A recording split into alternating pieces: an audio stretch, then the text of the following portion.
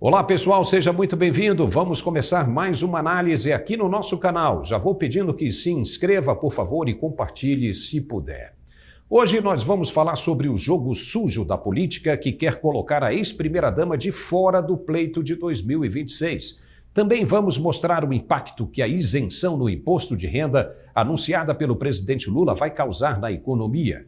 O deputado Deltan Dallagnol vai para a CCJ e pode recriar a Lava Jato no Congresso Nacional. E o medo que a bancada governista está da CPI mista para investigar os atos de 8 de janeiro. Tudo isso a gente vai tratar hoje aqui no canal. E vamos começar falando sobre essa dificuldade que o Congresso está em instalar uma CPI mista para investigar os atos criminosos de 8 de janeiro. Não dá para entender por que tanta resistência por parte da bancada do governo. Qual é o problema? Está todo mundo com medo, mas não devia. Um monte de gente inocente, que não teve absolutamente nada a ver com os atos de invasão, acabou presa na Papuda e na Colmeia, que é um presídio feminino de Brasília. Teve gente que nem foi à Praça dos Três Poderes naquele domingo e só apareceu no QG do Exército no dia seguinte, na segunda-feira, e foi presa. Essas pessoas, no total de quase 1.000, ainda continuam detidas nos presídios de Brasília como se fossem criminosos de alta periculosidade. Tem gente passando mal e que até pensou em terminar com a própria existência. Para essas pessoas, a vida nunca mais será como antes, pois irão carregar para sempre um trauma irreparável. Elas não conseguem entender por que foram presas, se estavam apenas seguindo o que permite a lei, agindo em um ato de liberdade previsto em Constituição. Para se punir essas pessoas é necessário o devido processo legal, justamente para que não se cometa mais injustiças. Por isso se pede a CPI mista, composta por senadores e deputados. Se tanto se falou que foram atos horríveis, então que se mostre verdadeiramente os culpados e que se puna da forma mais rigorosa da lei. Todos deveriam estar de acordo com a abertura de uma CPI, mas o governo Lula está lutando para que isso não aconteça. Então, que influencie o judiciário a liberar os detidos e acabar logo com isso, dando continuidade ao processo investigatório, com os investigados respondendo em liberdade. Essas pessoas não podem ficar ali para sempre, como se estivessem em um campo de concentração. Caso contrário, tem de se instaurar mesmo uma CPI para apurar se houve irregularidades de determinadas autoridades também. O medo é que se chegue à conclusão que tudo não passou de uma farsa e comprometa inclusive o ministro da Justiça, Flávio Dino, que, de acordo com denúncias, estava em seu gabinete no dia do caos, só observando o tumulto e não fez absolutamente nada. Também existem argumentos desconfortáveis de que toda a confusão foi organizada propositalmente para implodir o movimento chamado de antidemocrático. Pois uma CPI iria revelar toda a verdade. E se tudo foi mesmo uma armação, não estaria aí a justificativa para tanta resistência da bancada lulista no Congresso? O curioso é que é esse mesmo pessoal da resistência à CPI que fica gritando por aí democracia para todo lado, que quer fazer um governo de amplitude social, que governa para todos e coisa e tal. Papo furado. A senadora Soraya Tronic, do União Brasil do Mato Grosso do Sul, entrou com um mandado de segurança no Supremo Tribunal Federal para que o presidente do Senado, Rodrigo Pacheco, instale a Comissão Parlamentar de Inquérito para apurar esses atos de 8 de janeiro. De acordo com ela, a proposta já tem 38 assinaturas, 9 a mais do que o necessário para ser instalada. Pelo regimento interno do Senado, caso uma CPI cumpra os requisitos legais e tenha a assinatura de pelo menos 1/3 dos senadores, o presidente é obrigado a dar prosseguimento à instalação. Mas Rodrigo Pacheco está resistindo. E por quê? No pedido, a senadora argumenta que a Constituição prevê, em seu artigo 58, que comissões de inquérito sejam instaladas sem previsão de qualquer apreciação da maioria ou sujeição à conveniência da presidência da Casa Legislativa. No Supremo, o ministro Gilmar Mendes será o relator. Mas não tem como fugir disso. Não há como o ministro considerar o pedido inconstitucional. E por que Rodrigo Pacheco não quer logo instaurar essa CPI? Ele está aumentando o sofrimento das pessoas que estão presas? Será que ele não se importa com isso? Parece que não. Que ele tem interesse mesmo é no próprio umbigo. Foi para fazer isso que os mineiros o elegeram? E ninguém mais de sã consciência pode recusar uma CPI como essa. Ela terá poder de mostrar os fatos verdadeiros na integridade. Isso é o que interessa a todos, conhecer de fato a verdade sobre o que aconteceu na Praça dos Três Poderes, naquele domingo, dia 8 de janeiro. Aquele que se recusa a aceitar isso está sendo hipócrita, mentiroso, por achar que, havendo alguma coisa errada, pode prejudicar os interesses do governo. Ora, se houve alguma coisa errada mesmo do ponto de vista da origem, da formação do conflito, então deve ser apurado, identificado e punido com louvor, de maneira exemplar na forma da lei. O que não pode é colocar inocentes como boi de piranha. Isso é desumano e não deve ficar assim. Na economia, Lula aumentou a faixa de isenção do imposto de renda da pessoa física. Legal! Muito bom seria se isso tivesse o amparo de um plano que compensasse a perda de receita no patamar que foi aprovado. Caso contrário, é mais uma medida populista e eleitoreira que vai acabar prejudicando o Brasil, porque na prática, como estamos vendo agora, vai ter um efeito alucinógeno, ou seja, vai parecer bom, que foi legal, que ele está preocupado com os pobres e quer que sobre mais dinheiro no fim do mês para todo mundo. Mas, e a médio prazo? Como vai ficar a economia? A gente vê depois? Até agora ainda não foi apresentado um arcabouço fiscal, um plano estratégico e dimensionado para saber como gerar receita com a retirada de recursos provenientes de impostos.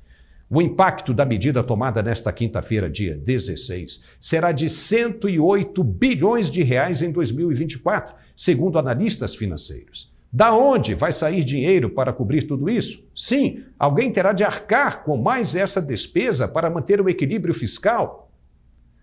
O presidente ainda quer a redução da taxa de juros, a não ser que ele seja um membro da Liga da Justiça e que tenha poderes sobrenaturais para fazer o dinheiro aparecer e equilibrar as contas. Mas acho que isso é muito difícil, pois ele estava quebrando cabeça para retomar o que foi perdido pelos estados com a isenção do ICMS dos combustíveis. Lembra disso? 108 bilhões de reais que deixarão de entrar nos cofres do governo, mais o aumento das contas públicas, principalmente com a criação de 17 novos ministérios com seus orçamentos milionários e folhas de pagamento exorbitantes, mais os empréstimos do BNDES para os países aliados da América Latina. Você já imaginou onde o Brasil vai parar com tudo isso? Você já viu o que acontece quando se joga um pedaço de carne em um rio cheio de piranhas? Pois a impressão que nos dá agora é que está acontecendo a mesma coisa hoje em Brasília. Todo mundo parece desesperado para pegar um quinhãozinho depois que as torneiras foram abertas novamente, como se não pudesse mais aguentar nem um dia sequer de fome novamente. Bolsonaro os deixou sem dinheiro por 4 anos. Agora todo mundo sinaliza apoio para receber recursos sem se preocupar com os aspectos técnicos negativos que as medidas podem causar. Lula pode aumentar a isenção sem a participação do Congresso, sim, se quiser. Basta assinar a medida provisória, mas para que seja definitiva, terá de contar com o apoio do Congresso. E para isso já destinou 3 bilhões de reais para as emendas dos congressistas, que podem usar como bem entenderem. É aquela velha história: dinheiro na mão, voto na urna. O Deus dessa gente é o dinheiro. E o curioso é que quando se chega em um gabinete, seja do executivo, do legislativo ou até do judiciário, a primeira coisa que se vê é um crucifixo bem grande, pregado na parede, logo atrás da cadeira do detentor do cargo. Será mesmo que essas pessoas conseguem olhar para a imagem ali atrás delas e ficar com a consciência tranquila? Em entrevista a uma rede de notícias, Lula deixou claro que não vai baixar a guarda em relação à resistência à independência do Banco Central. Ele continua insistindo nisso, que não vê razão para que o Banco Central seja e esteja desassociado ao projeto de governo dele. Disse que Campos Neto é uma pessoa indicada por Bolsonaro e que não está alinhado com o que ele pensa. Lula afirmou que vai esperar pelos resultados e que, se não forem exuberantes, excepcionais, então vai articular a mudança da lei. Nós já falamos aqui do risco que ele corre em achar que pode fazer o que quiser. Atacar uma lei elaborada e aprovada pelos congressistas é atacar uma instituição democrática de pleno direito. É um golpe. Ou seja, ele poderá ser enquadrado em crime de responsabilidade e responder a um processo de impedimento, exatamente como ameaçou o ex-presidente Temer. Mas a confiança no domínio do legislativo e do judiciário é tanta que ele faz o que dá na telha. Como ele mesmo disse, ele foi eleito e tem direito. Mas nem tudo será de flores para o governo no Congresso. O deputado Deltan Dallagnol, ex-coordenador da Força Tarefa da Lava Jato, pediu e foi atendido para participar da Comissão de Constituição e Justiça no primeiro ano legislativo. A CCJ é a comissão mais importante da Câmara e isso representa que ele fará uma oposição ferrenha a qualquer iniciativa do governo Lula. Dallagnol contratou um dos seus ex-assessores no Ministério Público Federal para trabalhar na Câmara junto com ele. Ele também absorveu 5 funcionários que estiveram com deputados do Partido Novo na última legislatura. E depois da filiação do senador Eduardo Girão ao Novo, o partido quer agora tentar atrair Dallagnol e o senador Sérgio Moro também, além de outros parlamentares de direita, para fazer com que a sua bancada cresça nos próximos anos, e pode dar certo.